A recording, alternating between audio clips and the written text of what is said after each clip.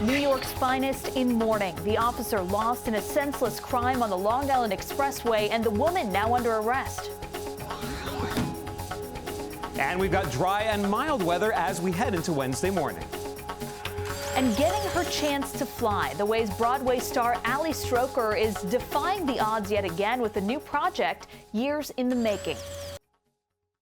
This is News 4 Now for April 27th. I'm Rana Novini. A tragedy for the NYPD after a highway officer is struck and killed on the Long Island Expressway. Happened around 2 a.m. near the Clearview Expressway. Police say Anastasio Tsakos was on the scene of a previous accident when a car hit him head-on and kept going. An ambulance carrying his body was escorted by officers this morning after leaving New York Presbyterian Hospital in Flushing. Tsakos was a 14-year veteran of the force and a father.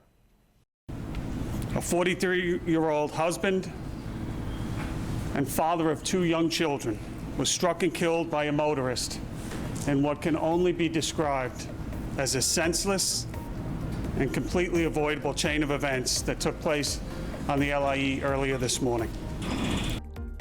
The suspected driver is facing vehicular manslaughter charges. Police say she was driving with a suspended license and was intoxicated. A man is behind bars in connection with last week's brutal head stomp attack on a 61-year-old Asian man in East Harlem.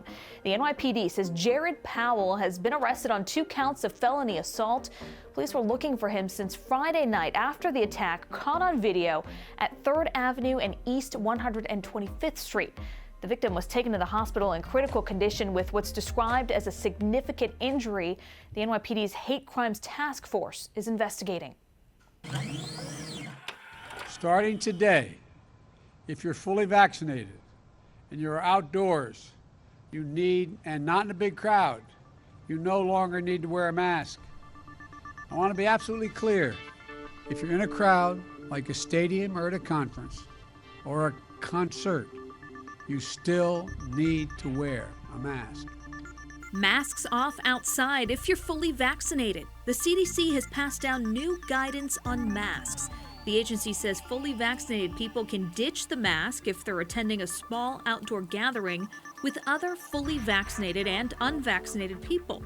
You also don't need a mask if you're dining outdoors.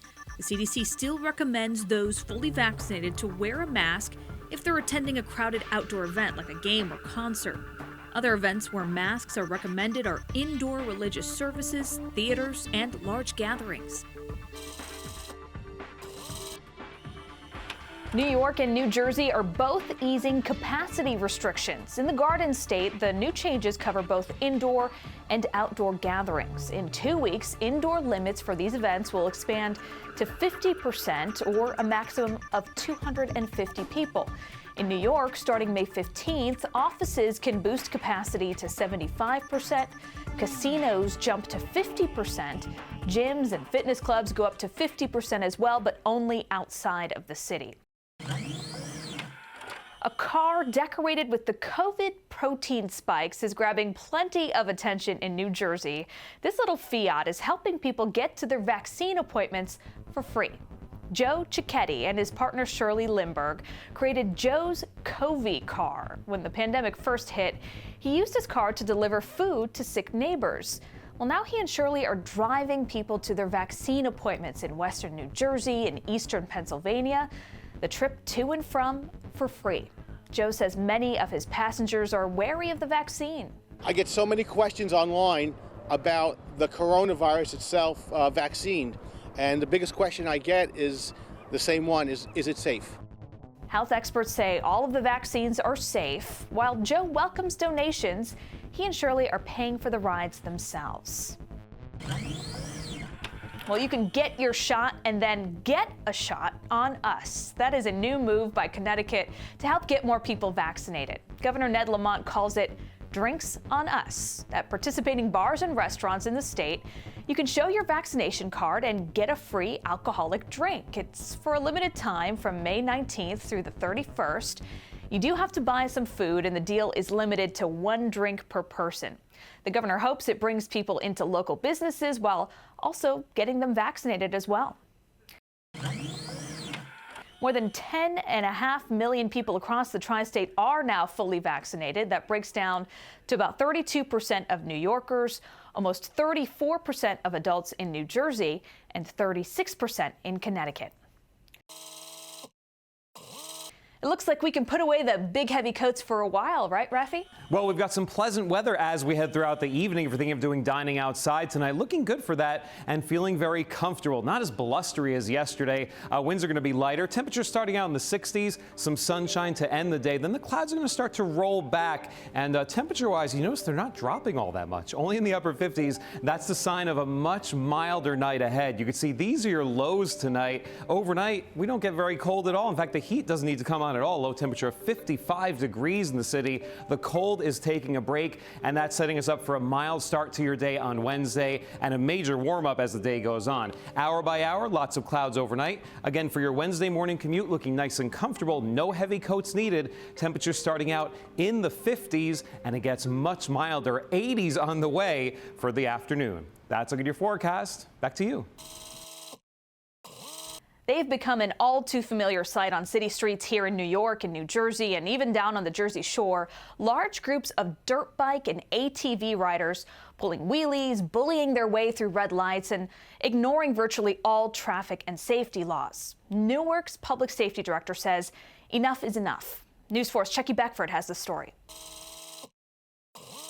A colorful collection confiscated by Newark police, cracking down on off-road vehicles on public streets. Riding on sidewalks, riding the wrong way on one-way streets. Police nabbing 18 ATVs and dirt bikes this weekend alone, using unconventional methods to catch up with the illegal riders. Through the use of our helicopter, through the use of drones, through the use of police officers in plain clothes. And it's not just Newark.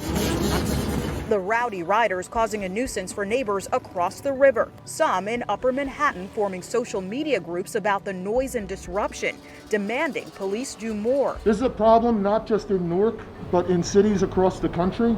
Back in Newark, 65 summonses have been issued, one person arrested, and police say they have no plans of slowing down. And we know it's only going to get worse as the weather continues to get warm.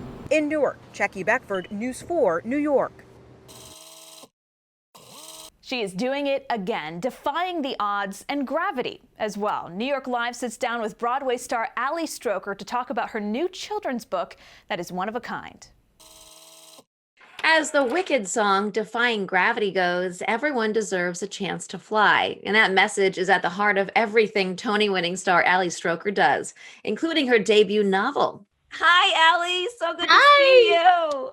Thank you so much for having me. Oh my God. So listen, the last time I spoke to you, it was about your Lifetime movie when you played a writer. That was just like a precursor because here we are and it's your debut novel.